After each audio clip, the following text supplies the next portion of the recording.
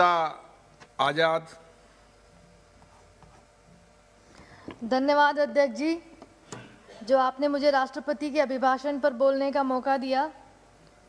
अध्यक्ष जी, माननीय राष्ट्रपति जी ने सरकार के नारे सबका साथ, सबका विकास, सबका विश्वास को एक बार फिर दोहराया। लेकिन ये कैसा साथ है और कैसा विकास है जहां हमारे देश का अन्नदाता अपनी कुछ मांगों को लेकर भूखे प्यासे रहकर इस कड़ाके की ठंड में, बेमौसम की बारिश में दिल्ली की सरहद पर कई महीनों से शांतिपूर्ण तरीके से, लोकतांत्रिक तरीके से धरने पर बैठा है।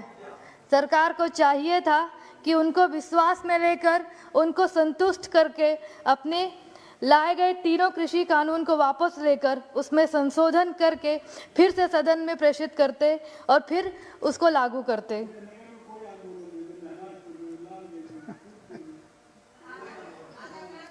दिल्ली में है सर, और जो लोग आंदोलन कर रहे हैं सर, वो मूर्ख नहीं है। माननीय सदस्य,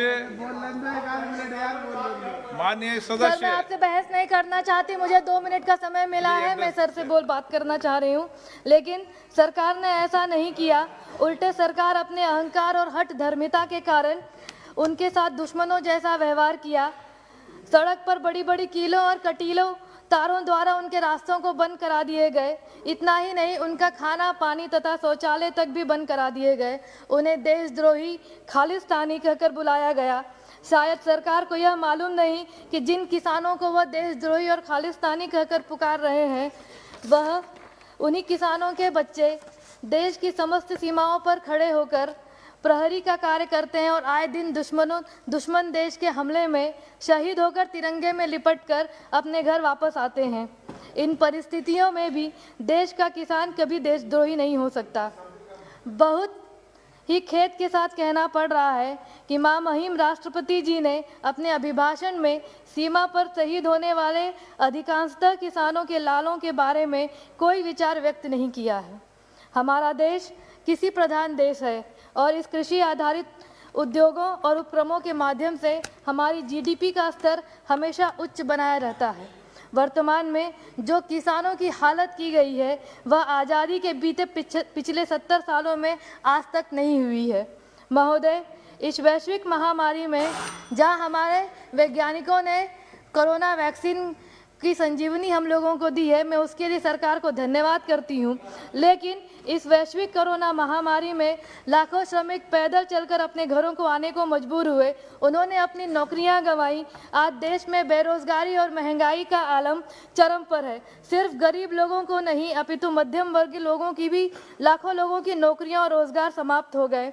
सरकार ने अपनी चुनावी मैनिफेस्टो में 2 करोड़ रोजगार देने का वादा किया था, लेकिन नौकरियां देने में विफल होने के बाद आत्मनिर्भर भारत के नाम का एक शगुफा ले आई है।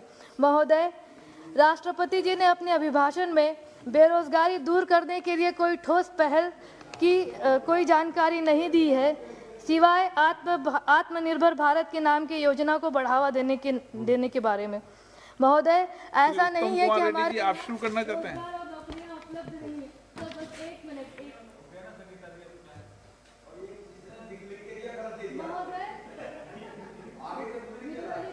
मत करिए महोदय, ऐसा नहीं है कि हमारे यहाँ रोजगार और नौकरियां उपलब्ध नहीं है, बल्कि सरकार की मंशा ही नहीं।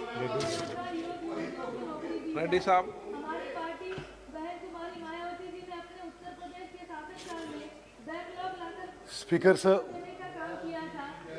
यदि सरकार की मंशा साफ होती तो सरकार भी बैकलॉग लाकर योग लोगों को नौकरी